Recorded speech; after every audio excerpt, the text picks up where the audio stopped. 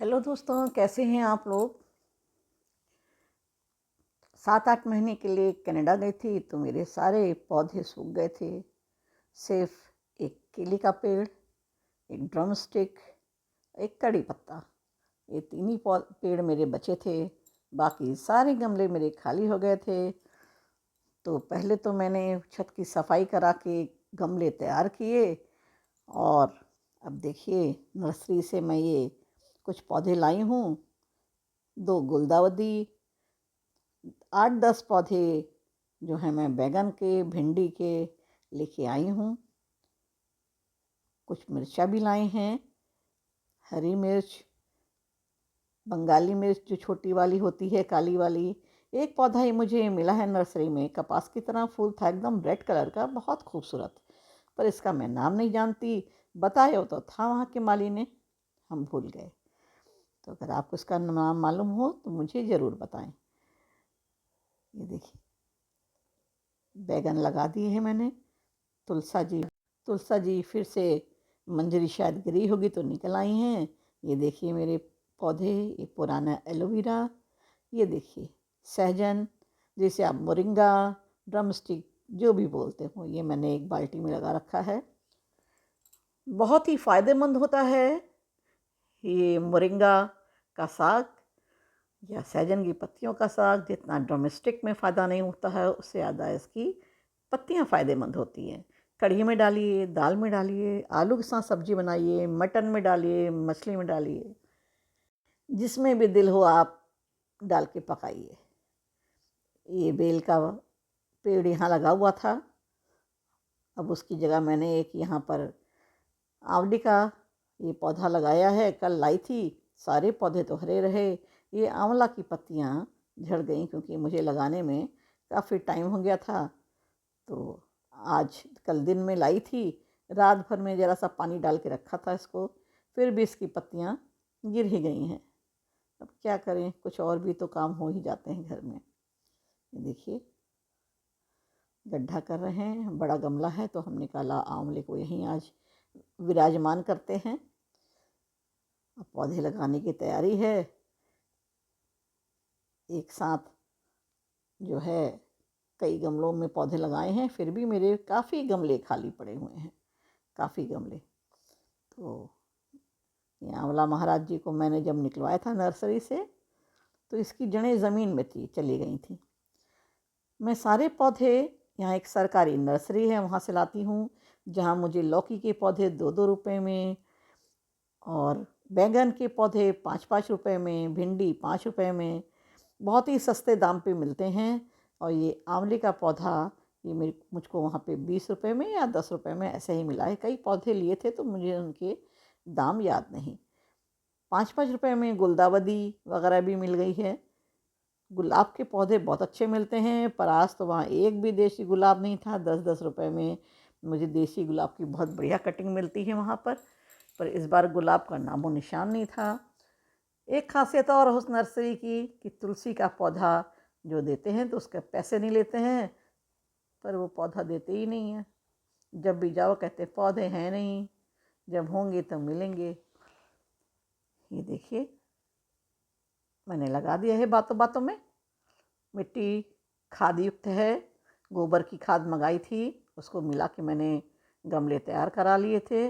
एक लेबर लगा के, क्योंकि गमले बहुत थे, बस की बात नहीं थी कि इतनी उसमें मैं बैठ के इतने सारे गमले एक साथ तैयार करूं। तो मैंने लेबर बुला के गमले तैयार करा लिए थे, खाद मिक्स करा ली थी, क्योंकि मेरे पास खाद भी कम से कम 3-4 बोरी पड़ी हुई थी।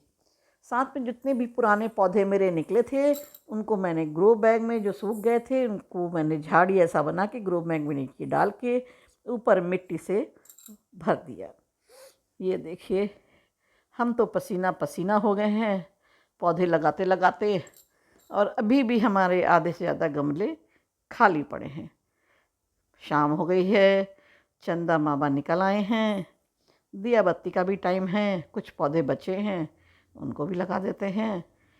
ग्रो बैग में हम क्या लगाएं समझ में नहीं आ रहा है। बहुत ग्रो बैग हैं, अजवाइन का पौधा, तुलसा जी ये हमारी, और ये मैंने लौकी के पौधे लगाए हैं। 3 पौधे एक ही ग्रो बैग में लगाने ठीक है या नहीं, क्योंकि बहुत बड़ा ग्रो बैग है, इसमें कम से कम 2-3 बोरी इसमें मिट्टी आती, गिलोय। और एक ये पे पौधा और लगा है, इसका मुझे नाम नहीं मालूम।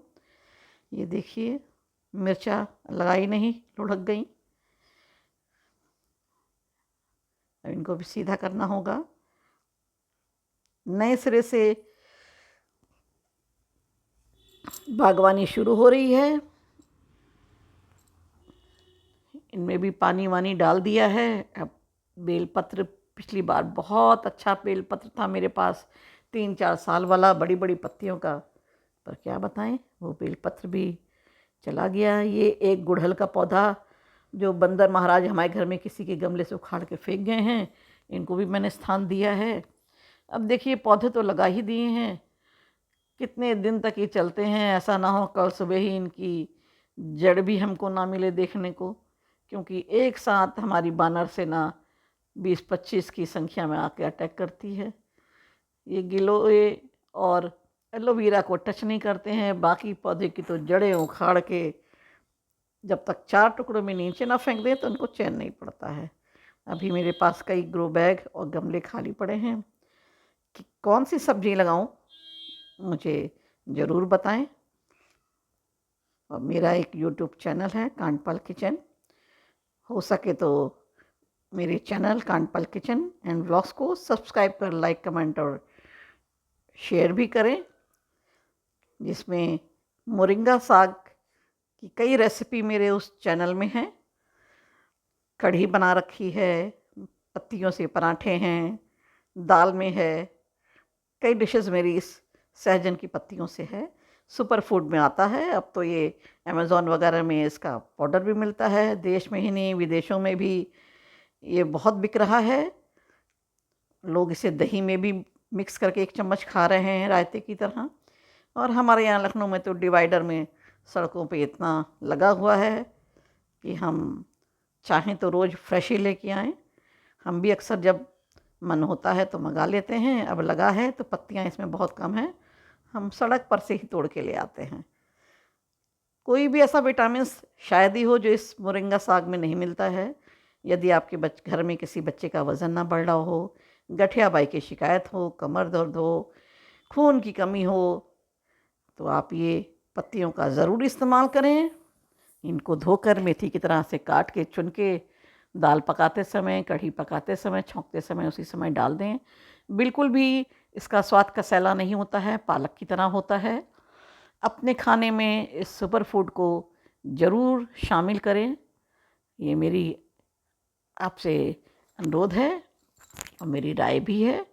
अगर आप इसको शामिल करते हैं, फ्री का साग है, सड़कों पे लगा रहता है, दवाएं खरीदने से अच्छा है कि हम घरेलू जो ये साग होते हैं, अनाज होते हैं, उसका इस्तेमाल कर सकते हैं।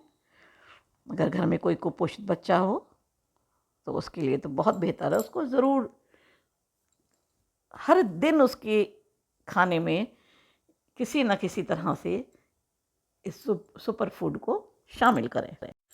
दिन ढल गया है, शाम हो चुकी है। ये देखिए चंदा मामा भी निकल रहे हैं, निकल रहे हैं क्या है, निकल ही गए। हम तो थक के पसीना पसीना हो गए पौधे लगाते लगाते। अब नीचे सांझ का समय दिया बत्ती का भी होता है, तो जा रहे हैं, अब दिया बत्ती भी करनी है। आप अगली बार के लिए नमस्कार।